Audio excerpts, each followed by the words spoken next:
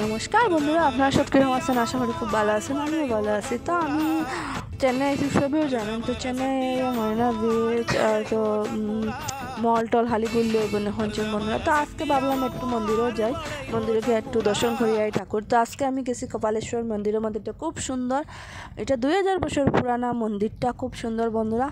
আইসি মন্দিরটার দর্শন করছি, খুব বেশি ভালো লাগছে। তখন ভিতরে এন্ট্রি করে লিছি আমরা 3 জন আইছি, আমি মনোজ আর টেনিস আইছি, আমরা 3 জন একসাথে আইছি। মন্দিরের ভিতরে ঢুকছি। মন্দিরটা অত সুন্দর আর অত বড়, চারিদিকে ঘুরিয়ে দর্শন করতেও না হলে আধা থেকে 1 ঘন্টা সময় লাগে।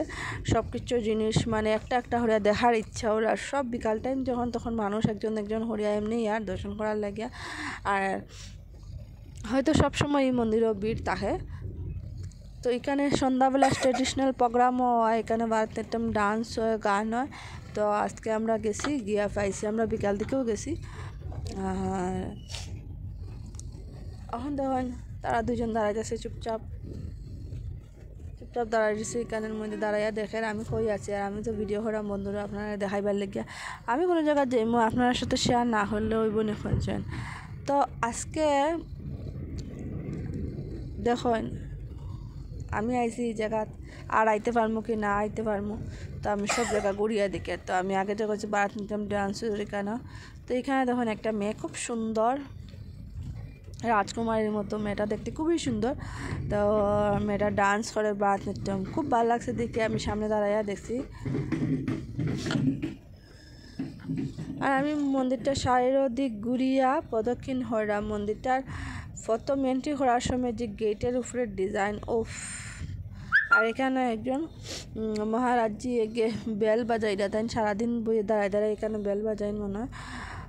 সন্ধ্যা হয়েছে এখন, তার এখানে খুব সুন্দর গান শুরু হয়েছে।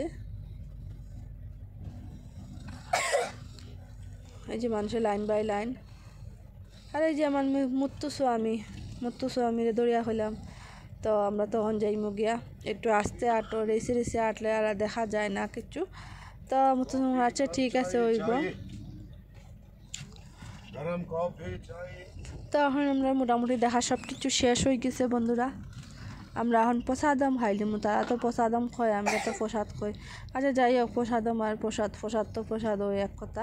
তখন আমরা এক্সিট হয়ে যাবো, ওই রাস্তা থেকে বাইরে যাবো এখন।